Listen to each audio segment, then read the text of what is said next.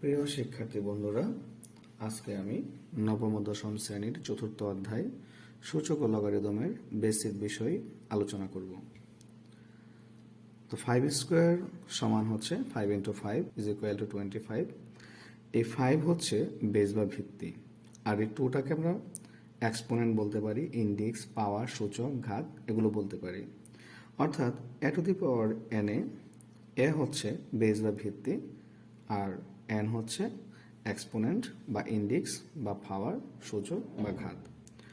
সূচকের কতগুলো সূত্র আছে আমরা দেখি। A to the power M into A to the power N সমান হচ্ছে A to the power M plus N. যদি বেস একই হয় এবং তারা গুণাকারে থাকে তাহলে তাদের পাওয়ারগুলো যোগ হবে। A to the power M ভাগ A to the power N. যদি বেস একই হয় এবং ভাগ থাকে তাহলে আমরা A to the power M minus N লিখতে পারি যখন এম এর মান এন এর সমান বা এন থেকে বড় হবে। আর যদি এন এর মান এম থেকে বড় হয় তাহলে আমরা সেটাকে ভগ্নাংশের নিচে A to the power N minus M লিখতে পারি। A B to the power N হলে আমরা সেটাকে A to the power N B to the power N লিখতে পারি। অর্থাৎ পাওয়ারটা এ এবং বি দুটার উপরেই থাকবে। A by B to the power N হলে আমরা সেটাকে A to the power N ভাগ B to the power N লিখতে পারি। অর্থাৎ এই পাওয়ার এন এ এবং বি দুটার উপরে থাকবে। এখানে অবশ্যই বি এর মান 0 হতে পারবে না, কারণ বি এর মান 0 হলে ভগ্নাংশটি অসংজ্ঞায়িত হয়ে যাবে। A to the power M whole to the power N হলে আমরা সেটাকে A to the power M N লিখতে পারি।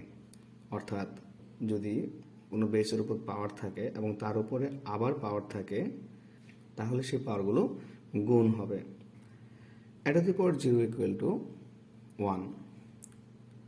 অর্থাৎ কোনো কিছুর উপর পাওয়ার যদি 0 হয় তাহলে সেটার মান হবে 1, কিন্তু এখানে এর মান 0 হতে পারবে না, কারণ এর মান 0 হলে সেটা হবে 0 two the power 0।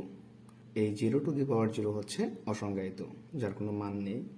A to the power minus N সমান হচ্ছে 1 by A to the power N. অর্থাৎ কোনো কিছুর উপর যদি ঋণাত্মক সূচক থাকে তাহলে সেটাকে আমরা ভগ্নাংশের নিচে ধনাত্মক সূচক হিসেবে লিখতে পারি। এখানে এর মান অবশ্যই 0 হতে পারবে না। A to the power N কে A to the power N দিয়ে ভাগ করলে তার মান পাবো 1। তার সূচকের নিয়ম অনুযায়ী আমরা লিখতে পারি A to the power N minus N সমান 1 বা এ টু দি পাওয়ার 0 সমান 1। এটা হচ্ছে এ টু দি পাওয়ার 0 এর প্রুফ। আবার 1 by A to the power N এটাকে লেখা যায় এ টু দি পাওয়ার 0 ভাগ A to the power N. A to the power 0 minus N, অর্থাৎ A to the power minus N. কোনো সূচকের সংখ্যাকে যদি ভগ্নাংশের নিচ থেকে উপরে নেওয়া হয় তাহলে তার সূচকের চিহ্ন পরিবর্তন হয়ে যাবে। যদি একই থাকে তাহলে আমরা এটাকে যদি ভগ্নাংশের নিচে লিখতে চাই তাহলে সেটা হবে A to the power minus 3। আবার এ টু দি পাওয়ার মাইনাস 3কে আমরা যদি নিচে লিখি, ভগ্নাংশের নিচে লিখি, তাহলে হবে এ কিউব। এখন আমরা মূল বিষয়ে জানি। মূলের ইংরেজি হচ্ছে রুট। রুট ওভার 5 হচ্ছে মূলত 5 টু দি পাওয়ার হাফ। এই রুট ওভার 5কে যদি বর্গ করা হয় তাহলে আমরা বলতে পারি সেটা 5 টু দি পাওয়ার হাফ এর উপরে বর্গ। এর মান হবে 5। তাহলে আমরা বলতে পারি যে 5 এর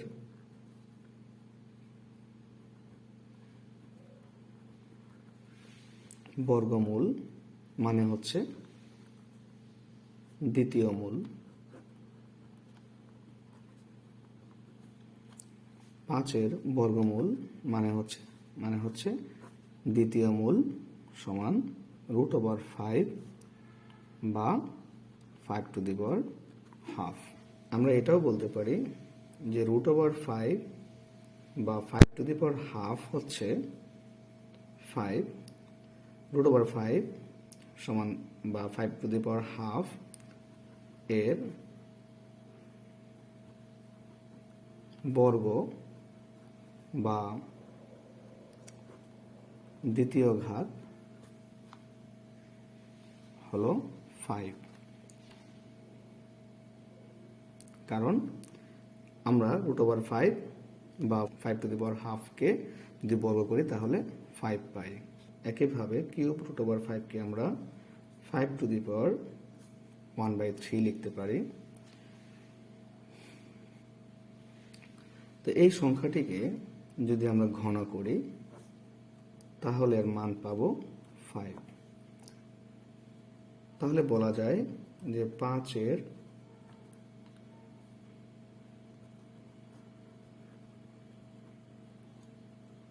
ঘনমূল বা তৃতীয় মূল কিউব √5 5⁻1/3।